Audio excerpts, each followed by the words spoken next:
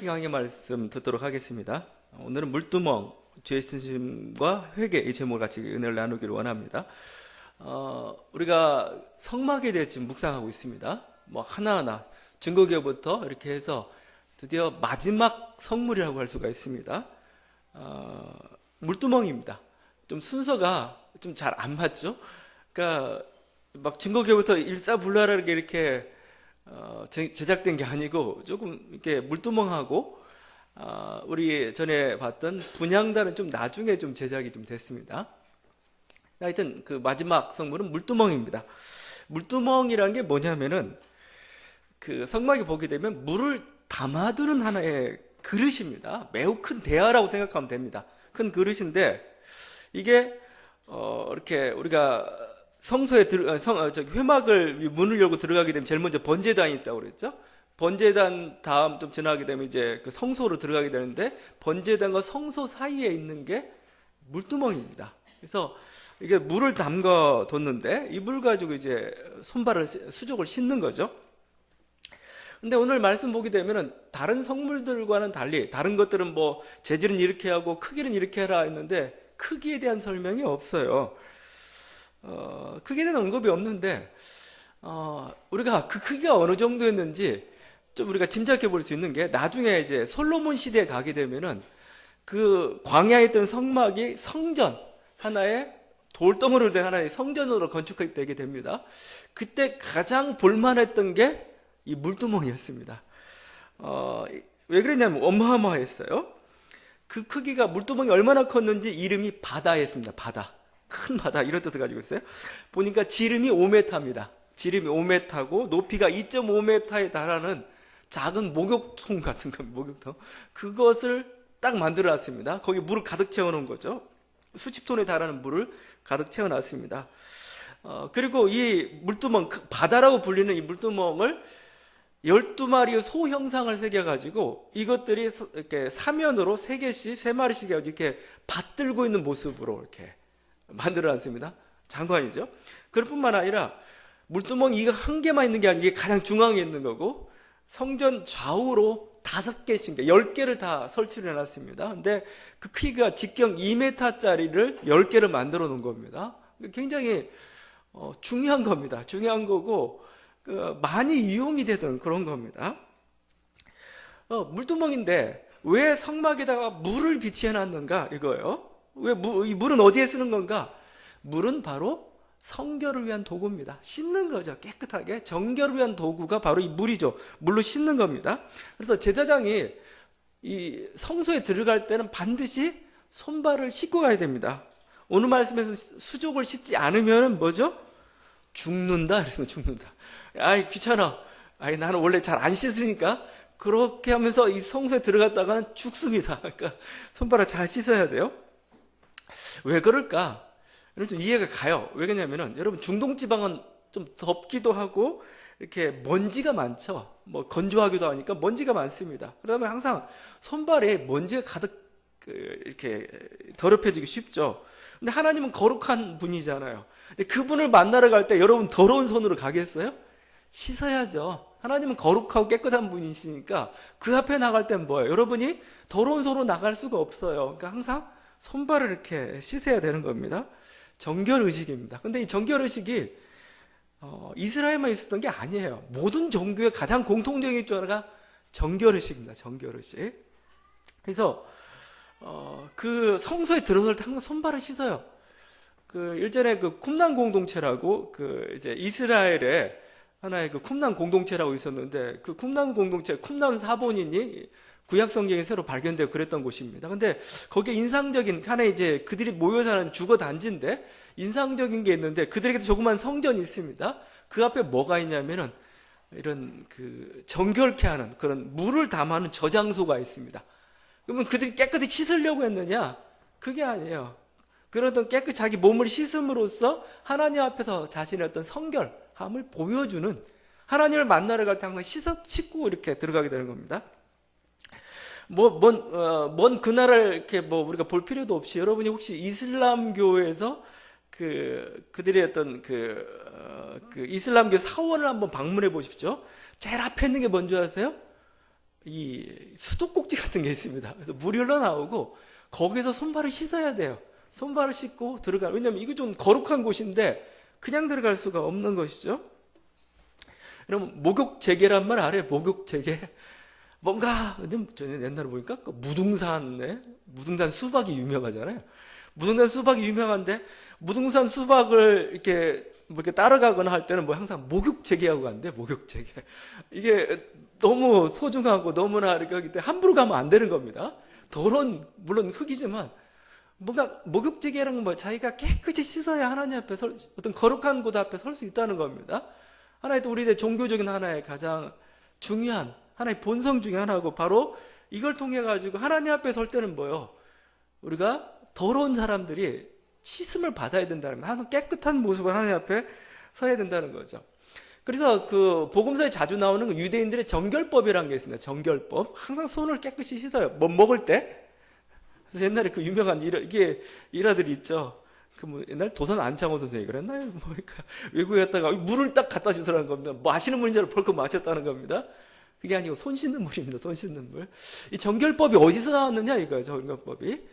그들도 어떻게 보면 저는 이 물두멍으로부터 유래가 됐다고 저는 생각하는데 이스라엘 백성들이 생활하다 보면은 이방인도 만나고 여러 가지 죄악들이 손에 묻어요. 손에 묻으니까 어떻게 합니까? 손을 씻죠. 손을 씻어서 뭐죠? 잘못하면 먹을 때 죄가 자기 몸으로 들어올까 봐 뭐예요? 손을 씻음으로써 뭐예요? 자기를 깨끗하게 했던 겁니다. 그래서 이게 진짜인지 가짜인지 모르겠는데 그래서 유대인들이 이런 청결 의식 때문에 실제 뭐 중세 시대에 전염병에 이렇게 많이 노출이 안 됐다는 겁니다. 요즘도 손발만 깨끗이 씻으면 되잖아요. 근데 그것처럼 이스라엘 백성도 손을 씻음으로써 자기는 죄와 이렇게 죄를 씻는 것과 마찬가지입니다. 그래서 교회에서도 고대 교회에서는 제일 입구에 들어온 입구에 제일 먼저 뭐가 있었냐면 세례대가 있습니다. 세례대가 먼저 있어요. 그러니까 교회에서는 뭐 세례는 한 번 받으면 그만이죠. 그렇지만 세례대가 있음으로써 무엇을 보여주냐면은 이 공간은 하나님 인지하시는 거룩한 공간이기 때문에 세례를 받은 자만 들어올 수가 있습니다. 세례는 물로 씻는 거죠. 씻는 그런 자만 설 수가 있습니다. 그래서 보통 중세교회 예배가 말씀의 전례, 성찬의 전례, 오늘 우리가 성만찬을 하는데 두 가지로 나뉩니다. 말씀의 전례 때는 누구든 다 들을 수가 있어요. 그러나 성찬의 전례 때는, 성찬은 뭐죠? 빵으로 포도주로 주님이 거기에 임재하신다는 거 아니겠습니까? 그 임재하신 하나님을 뵙기 위해서는 뭐예요? 세례 받은 사람만 참여할 수가 있는 겁니다. 그래서 그 입구에 세례대를 이렇게 놓고 있죠. 지금도 그 잔재가 남아 있습니다. 카톨릭에서는. 그래서 카톨릭에서는 성수대라는 게 있습니다. 성수대. 그래서 이 성수대가 있어가지고 예배당에 들어가기 전에 그 십자성으로 그리면서 뿌리고 가요. 이렇게 찍고 간다는 표현 쓰고 있죠. 뿌리고 갑니다. 그리고 들어가요. 죄를 씻는 의식입니다. 자기를 정결케 하는 그런 의식입니다. 옛날 그 제사장들 물두멍에서 손을 씻듯이 그들은 뭐 물을 찍고 이렇게 가는 거죠. 개신교는 없느냐? 개신교도 잔재가 남아 있어요. 그게 뭐예요? 여러분, 우리가 예배 중에 했던 게 있죠? 참회의 기도라는 겁니다. 참회의 기도, 죄의 고백이죠. 그리고 죄 용서함을 우리가 선언하잖아요. 죄의 고백과 그 사죄의 선언이 사실은 우리 얘기하는 우리 물두멍에서 물을 뿌리는 것, 손을 씻는 것과 마찬가지입니다. 그러니까 하나님을 뵈러 우리가 예배라는 게 하나님 뵙는 거 아니겠어요? 하나님 뵈러 왔는데 더러우면 안 되잖아요. 가장 왜 더러워져? 죄 때문에 더러워지죠. 그러니까 뭐죠? 구약에서는 카톨릭에서는 물로 씻지만 우리는 뭐죠? 입술의 고백을 통해서 우리 죄를 고백하면서 뭐죠? 하나님 말씀대로 사죄선이 주어지면서 우리가 깨끗하게 되는 겁니다.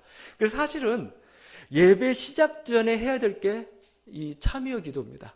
예배 때는 사실은 예배 순서, 우리 이제 편의상 예배 순서 안에 사죄의 기도가 들어왔지만 사실은 예배 전에 이루어져야 돼요. 예배 전에 뭐죠?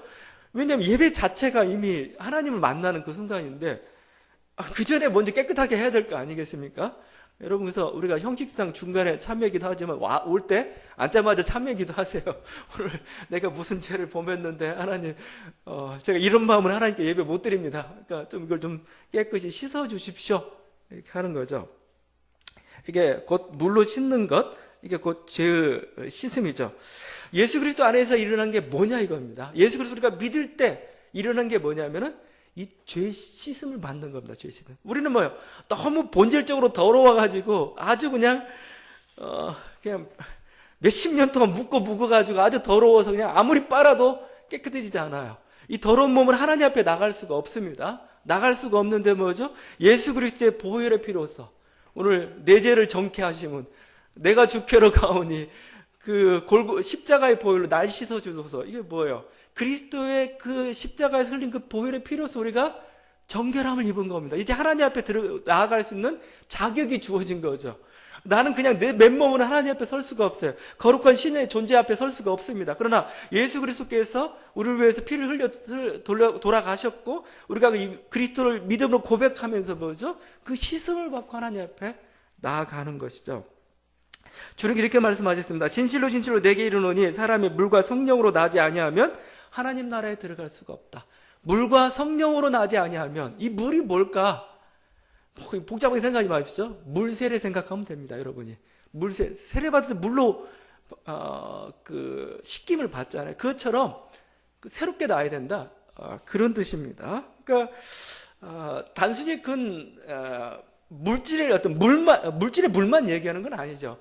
영적으로 우리는 뭐예요? 더럽혀진 그 존재다 이겁니다. 그런 존재가 성령으로 말하면 성령의 물로 뭐죠? 이제 새롭게 되어야 된다. 그래야 너희가 하나님 나라에 들어갈 수가 있다. 그래서 그 모든 성경 중 예수님께서 십자가에 달려 돌아가실 때 그 로마 병정이 그 옆구리에 창을 이렇게 찔렀습니다. 창으로. 그래서 피가 나옵니다. 근데 요한복음만 독특하게 거기에 뭐라고 표현하고냐면은 그중 한 군인이 창으로 옆구리를 찌르니 곧 피와 물이 나오더라 합니다. 그러니까 뭐 피와 물이 나왔다니까 사람들은 이게 과학적으로 어떻게 된 거냐 막 그 안에 있는 체액이 나온 거냐 뭐냐 막 따지고 있는 그건 어리석습니다. 그게 과학적으로 그걸 증명해 보려는 건 그게 중요한 게 아니고 뭐예요? 이 물은 뭐예요? 씻음의 물입니다. 씻음의 물. 우리를 새롭게 한다 이거죠. 우리 더러워진 몸을 예수 그리스도의 그 십자가에 흘러난 그 피가 우리를 새롭게 한다. 그런 의미에서의 피와 물인 거죠. 여러분, 이 바로 놀라운 은혜. 우리가 그리스도로부터 죄 씻음을 받았기 때문에, 죄 사함을 받았기 때문에 우리가 하나님 앞에, 우리는 그런 자격이 없는데 불구하고 하나님 앞에 설 수가 있는 것이죠. 그러면 우리 이제 그렇게 씻음을 받았기 때문에 더 이상 씻는 게 필요 없느냐? 아니죠. 우리는 이렇게 깨끗이 씻김을 받았지만 또 생활하다 보면 또 죄가 또 묻어요. 그 죄를 또 씻어야 되는 겁니다.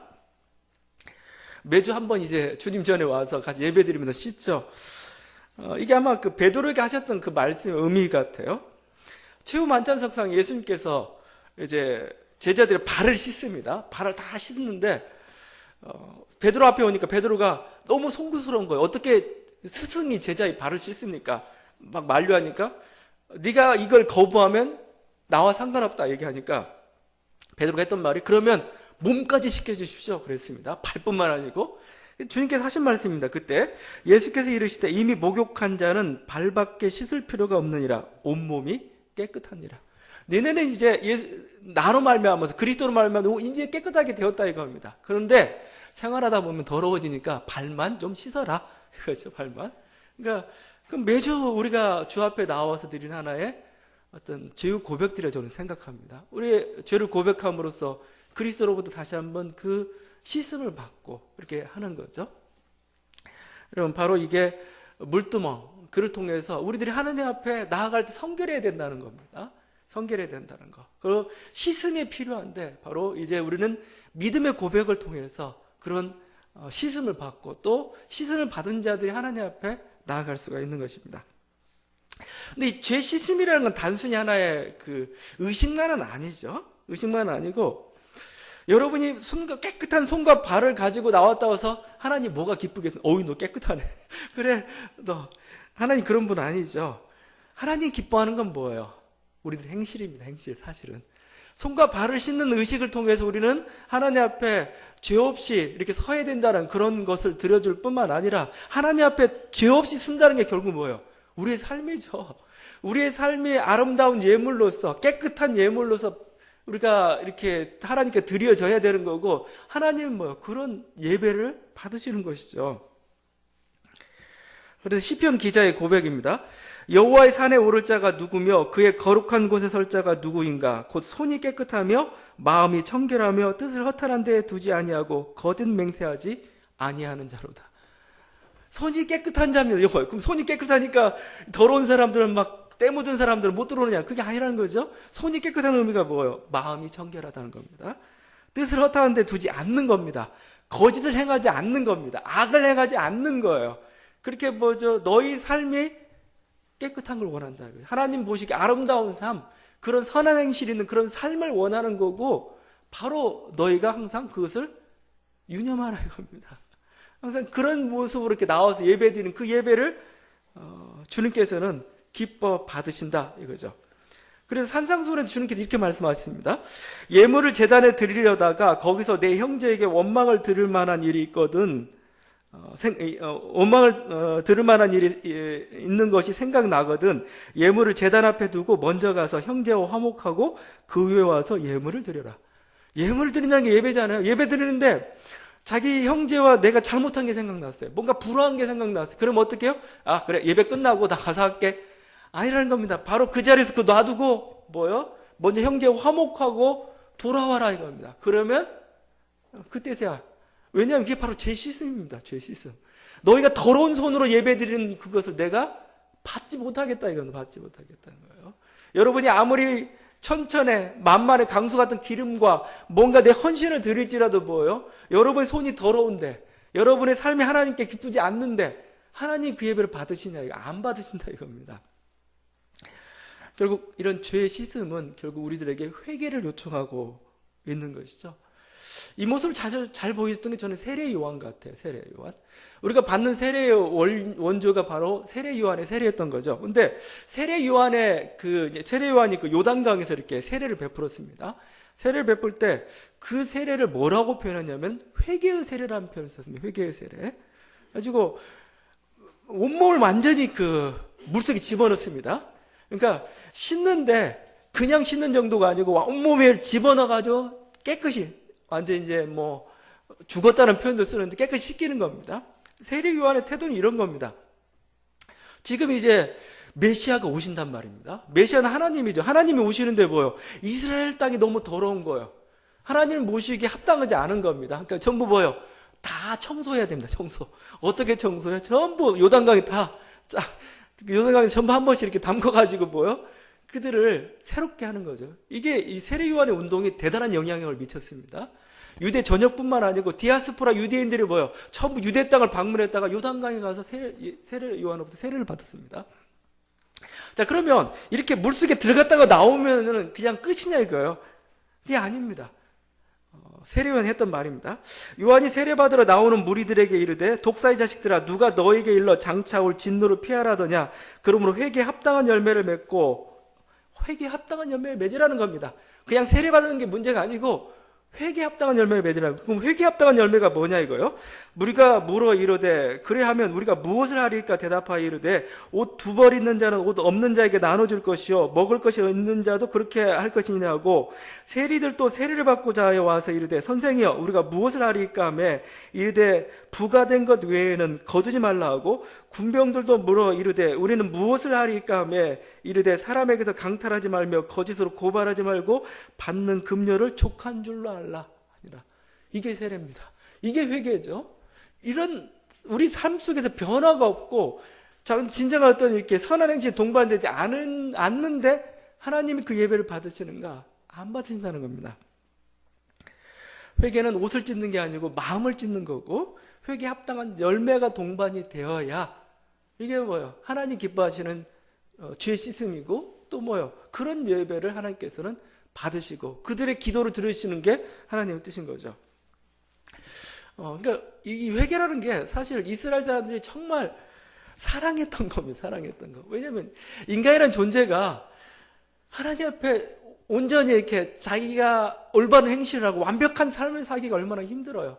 항상 죄를 짓기도 하고 넘어지기도 하고 막 그렇습니다. 나는 더러운데 그러면 나는 정말 하나님 앞에 나아갈 수가 없느냐? 하나님이 받아들이지 못하는 그런 인생이냐? 아니라는 겁니다. 하나님께서 또 하나의 좋은 도구를 주셨어요. 그게 회개입니다. 회개하면은 뭐예요? 들어주겠다. 회개하면은 뭐예요? 용서해 주겠다. 그래서 이스라엘 사람들이 회개를 얼마나 사랑했는지 이런 표현까지 있었습니다. 사람은 활을 가지고 불과 200m 정도밖에 쏘지 못하는 회개는 하나님의 보좌에까지 이른다. 내가 하나님의 보좌에 가고 싶어요. 너무 멀어요. 못 가요. 어떻게 갈 수 있나요? 회개를 통해서 가는 겁니다. 회개를 통해서. 내가 정말 진실로 자기 삶을 바꾸고 하나님 앞에 자기 죄를 고백했을 때 뭐예요? 우리 주님께서 우리를 받아주신다 이겁니다. 이게 회개라는 겁니다. 그래서 이 회개에 대한 예체는 이스라엘 사람들이 대단했습니다. 어떤 이런 이론까지 펴냐면 원래 창조라는 게 있잖아요. 하나님 모든 만물을 만드셨습니다. 이스라엘은 그 율법을 좋아하지 않아서 이런 표현을 씁니다. 율법은 만물이 창조되기 전 2000년 전에 창조됐다. 모든 만물보다 앞서 있었던 게 율법이라는 겁니다. 율법이 먼저 창조되고 다음에 세상 만물이 만들어졌다. 이렇게 표현합니다. 그런데 이 회개는 더 놀라운 게 뭐냐면 율법이 창조되기 전에 있었던 게 회개였다 표현한 겁니다. 율법이 창조되기 전에 있었던 창조 이전에 창조된 것들이죠. 6개가 있는데 이런 것들입니다. 회개하고 낙원, 지옥, 하나님의 영광스러운 보좌, 천상의 성전, 메시아 이름입니다. 굉장히 대단한 것들이잖아요. 하나님의 보좌 뭐 이런 것들인데 그 옆에 있는 게 회개예요. 이게 의미하는 바가 뭘까요? 사람이 율법 앞에 율법 가지고는 설 수가 없다는 겁니다. 뭐요? 율법을 항상 넘어지고 그런데 뭐죠? 그 앞에 있는 게 뭐예요? 회개입니다. 회개라는 좋은 도구를 주심으로써 뭐죠? 우리가 돌이키면 하나님은 용서해 주신다 이거예요. 이게 기독교의 놀라운 거죠. 기독교 놀라운 겁니다. 그냥 한번 내가 잘못하면 그냥 끝났어. 세상은 그래요. 넌 돌이킬 수 없어. 근데 뭐죠? 하나님 뭐요? 돌이키면 내가 너희를 도와주겠다. 내가 너를 받아주겠다 이거죠. 그리스도의 사랑이라는 거죠. 그게 이렇게까지 얘기합니다. 죄를 회개하는 자는 크도다. 그가 세계의 상처를 고칠 것이며 죄를 회개하는 자는 크도다. 그가 영광의 왕자에 이를 것이다. 그래서 회개할 수 있다는 건 다윗이 하나님께 연락된 인생이 되었다는 건 뭐예요? 그가 회개가 얼마나 소중하고 회개가 뭔지를 알았기 때문에 그렇습니다. 왜 사울은 하나님 앞에 버림받는 인생이 되었습니까? 회개를 몰랐어요. 회개를. 인간이 아무리 잘 살려고 아무리 노력해도 넘어질 때가 있는 법입니다. 근데 뭐예요? 자기 양심대로 살면 우리는 그냥 거기서 끝나는 거예요. 이건 다 못해. 이거 내가 어떻게 하나님 앞에서. 그래도 솔로몬 어떻게 보면 사울은 굉장히 양심적인 사람일지도 몰라요. 유다도 굉장히 양심적인 사람입니다. 예수 그리스도를 자기가 팔았어. 나는 정말 죽을 죄인이야. 나는 어떻게 할 수가 없어. 에라이 내 목숨 끊자. 정말 양심적인 사람. 양심 가지고 사는 게 아닙니다. 인간이. 근데 뭐요? 다윗은 회개를 알았어요. 회개를. 내가 하나님께 범해서 잘못했습니다. 제가 정말 잘못했습니다. 제가 잘못을 인정하고 그 잘못 다시 돌이키기 위해서 하나님 저를 용서해 주십시오. 그걸 알았기 때문에 다윗은 다시 재기할 수 있는 기회가 주어졌던 것이죠. 베드로도 예수님을 3번이나 부인했습니다. 엄청난 죄입니다. 초대교회에서는 예수를 부인하고 그러면은 교회에서 파문을 시켜버렸어요. 그냥 너 더 이상 예배 못 드리고 아주 유다와 같은 중죄에 속합니다. 그런데 그렇게 3번이나 예수를 부인했는데도 불구하고 베드로는 뭐요? 회개를 알았어요. 회개.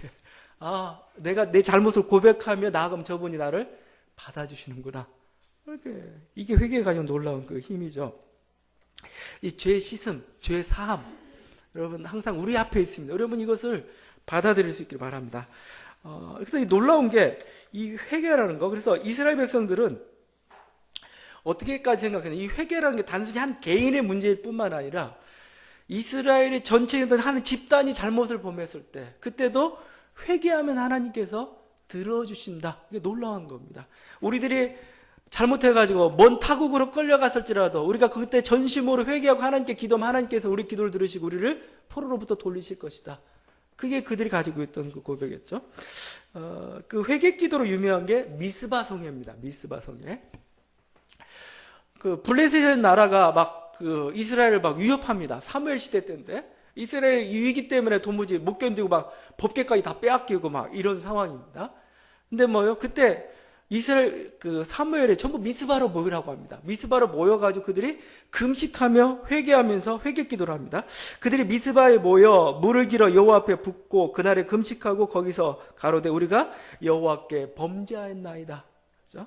이 위기를 닥친 게 우리 죄 때문에 그랬으니 우리 죄를 용서해 주십시오 하고 회개 기도를 드렸습니다. 집단적으로. 하나님 그 기도를 들으셨어요. 그 기도를 들으시고 뭐죠? 그들을 용서해 주시고, 그 용서의 대가가 뭡니까? 블레셋을 물리치게 해주셨던 거죠.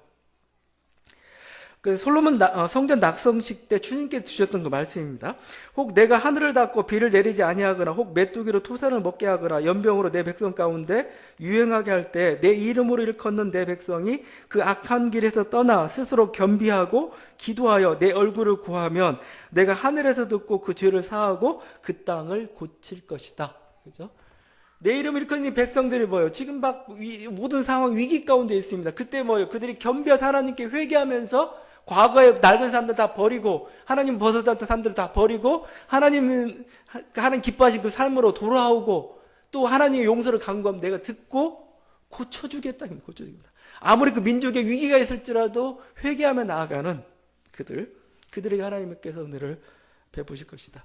오늘날 우리 교회에 필요한 게, 한국 교회에 필요한 게 뭔가? 사실 회개입니다. 회개. 우리 한국교회 가장 필요한 게 뭐냐 이거? 회개입니다. 왜냐하면 우리가 안팎으로 위기 가운데 지금 사로잡혀 있습니다. 뭐 교회 자체가 뭐 더 이상 성장은 안 되고 있죠. 그럴 뿐만 아니라 도덕적인 영향력도 상실되면서 오히려 가장 지탄의 대상이 되고 있습니다. 그냥 개독교라는 게 그냥 말 어떻게 보면은, 그리고 여러 곳에 하여튼 도덕적인 실패들을 지금 교회가 보여주고 있어요. 교회뿐만 아니고 나라도 마찬가지죠. 나라도 경제적으로 지금 위기죠. 외교적으로도 굉장히 전 위기입니다. 마치 지금 구한말 상황이 자꾸 연상될 정도까지 강대국들의 그 외교적 책략들은 어떻게 되고 있는지 모르겠는데 우리는 막 대체도 못하고 있는 그런 모습들입니다. 남북관계는 일촉즉발 전쟁 위기입니다. 저는 이렇게 가다가 정말 한번 붙게 생겼어요, 지금. 왜냐하면 서로 그냥 한번 해보겠다, 자기 힘을 한번 보여주겠다, 이거죠. 그래서 피를 흘려야 정신을 차릴 건가? 이때야말로 참회의 때죠. 이때야말로 우리가 회개해야 될 때입니다. 근데 문제는 한국교회가 회개 기도가 없었냐 이겁니다. 맨날 모이면 죄를 자복하고 우리 회개합니다. 80년대, 90년대, 2000년대 막 모여서 맨날 회개하고 통회합니다. 하나님 왜 우리 기도를 들어주지 않습니까? 하나님 왜 우리에게 응답하지 않느냐 이거예요. 여러분, 근데 우리가 하나님의 응답을 묻기 전에 우리 기도가 옳았는지 한번 좀 물어봤으면 좋겠어요. 우리가 정말 회개하고 있는지, 우리가 정말 하나님 앞에 회개하고 있는지, 우리 자신을 돌이키고 있는 건지 이걸 좀 물어봐야 되는 겁니다. 우리 자신을 돌이키지도 않고 그냥 입술로만 회개, 우리의 삶은 바뀌지 않고 뭐죠? 그냥 마음만 이렇게 생각만 하는 그런 회개를 하고 있는 거 아닌가요? 돌이켜보라는 겁니다. 그런 기도 하나님께서 안 받으시죠. 왜냐하면 참된 회개가 아니기 때문에. 저는 그 사례를 또 한 번 이번 주에 국가 조창 기도회가 있었죠. 그걸 보면서 다시 한번 확인하게 됩니다. 그 한국교회나 목회자가 어떤 역사 인식을 가지고 있고 사회를 바라보는 눈이 뭔가를 그 국가 조창 기도회 그 설교를 통해 제가 봤어요. 국가 조창 기도회가 좀 논란이 있지만 하여튼 금년까지 48회째가 되었습니다. 대통령을 이제 모셔놓고 같이 기도드리는데 아마 교회에서 하는 행사 중 가장 큰 행사가 저는 지금은 되어버렸습니다. 근데 이번 그 조창기도의 주제가 통일을 가슴에 품고 기도하는 민족. 얼마나 대단해요. 통일을 품고 기도하는 그 민족. 한국교회를 대표해가지고 소강성 목사라고 분당에 있는 어떤 교회 목사인데 이분이 설교를 했습니다. 근데 제가 보니까 가관이었어요. 하나님의 말씀을 선포하기보다는 그냥 어용선지자 같았어요. 어용선지자. 정권 예찬하고 그냥 내려왔어요. 선지자들이 그 왕들을 향해서 책망하며 하나님의 말씀을 전해준 게 아니고 그냥 어용선지자들이 아이고 잘하십니다. 그냥 찬양하고 나온 그런 모습이었어요. 설교문을 제가 가지고 읽다 보니까 그야말로 이건 성경 말씀이 아니고 수구 세력의, 전 보수라는 말 쓰고 싶지도 않아요. 왜냐하면 이건 보수 논리도 아니에요. 그냥 수구 세력의 논리를 쫓아가는 그런 설교였어요. 첫 번째 나온 게 이승만의 건국에 대한 찬양입니다. 이승만이 행했던 그 독재나 분열, 그거에 대한 생략해버렸죠. 민족의 정통성과 항일 투쟁에 대한 부분 다 생략해버리고 이승만 건국론으로부터 시작이 됐습니다. 박정희 시대도 물론 공과가 있죠. 그 박정희시대 어떤 독재와 어떤 인권 유린에 대한 또 생략해버리고 근대화를 이룬 그거에 대한 그 찬양으로만 또 갔습니다. 뭐 현실 문제에서도 마찬가지죠. 요즘 막 정치적 이슈가 되는 그런 거죠. 설교 중에 국정교과서 지지, 그다음에 개성공단 폐쇄 지지, 테러 방지법 빨리 입법 안 했다고 뭐 혼내고 오히려 이거 무슨 정치 설교였어요. 물론 정치 설교도 필요하죠. 왜냐하면 예언자적 설교가 전부 다 정치 설교였습니다. 근데 하나님이 기뻐하는 성서에서 얘기하는 그런 정치 설교를 해야 되지. 이건 무슨 이 사람 눈에는 보이는 게 없나 봐요. 그냥 대통령만 보이지 세월호 참사나 청년 실업, 불평등과 빈곤으로 고통을 겪고 있는 가난한 이웃들은 그 눈에 보이지 않았나 봅니다. 한마디도 하지 않아요. 대통령이 자행하고 있는 극단적 대립 정치, 불의, 반민주적인 태도, 여기에 더해서 경제나 외교의 무능, 남북관계의 파탄, 그 통렬한 반성의 촉구도 없습니다.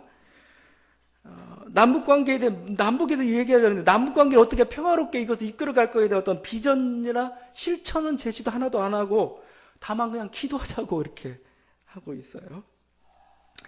물질주의 탐욕과 이기주의에 맞서서 인간의 존엄성과 절제, 나눔, 사랑에 대한 언급도 전혀 없습니다. 그거 보다 보니까 갑자기 그 카톨릭 교황 프란치스코가 인기가 있죠. 그분의 그 메시지들, 가난한 자에 대한 그 관심과 사랑, 위로, 또 물질적인 그런 어떤 만모리즘에 휩쓸려가는 현 세태에 대한 어떤 비판, 분노, 그 메시지하고는 너무나 차이가 나는 거예요. 그래서 제가 어용선지자라고 얘기를 해버렸습니다. 그분이 제 설교를 들을지 모르겠어요. 근데 문제는 이게 전부 대형교회 목사님들 대부분 그 역사인식이 그렇다는 겁니다. 세계를 바라보는 눈이 그렇다는 거고 또 많은 성도들 그 설교를 듣고 있고 그냥 침묵으로 그냥 동조하고 있다는 겁니다. 이게 우리들 모습입니다. 물질 우상, 권력 우상, 잘못된 이념 우상의 길을 가면서 맨날 회개한다고 생각해 보십시오. 그 회개를 들으시겠습니까? 얘들이 지금 뭘 원하는지 자신의 욕망과 탐욕은 그대로 다 가지고 있으면서 어리석은 자신의 고집과 아집들은 다 가지고 있으면서 하나님 거기에 부흥을 주십시오. 거기에 성장을 주십시오. 이게 회개 기도예요. 그 기도를 주님께서 들으시겠습니까? 하나님께서 기뻐하시는 회개는 뭐냐? 하나님께서 기뻐하시는 금식은 뭐냐 이겁니다. 이사야 선지자를 통해 이렇게 말씀하셨죠. 나의 기뻐하는 금식은 흉악의 결박을 풀어주며 멍에의 줄을 끌어주며 압제당하는 자를 자유케 하며 모든 멍에를 꺾는 것이 아니겠느냐. 또 줄인 자에게 내 식물을 나눠주며 유리하는 빈민을 내 집에 들이며 벗은 자를 보면 입히며 또 내 권력을 피하여 스스로 숨지 아니하는 것이 아니겠느냐.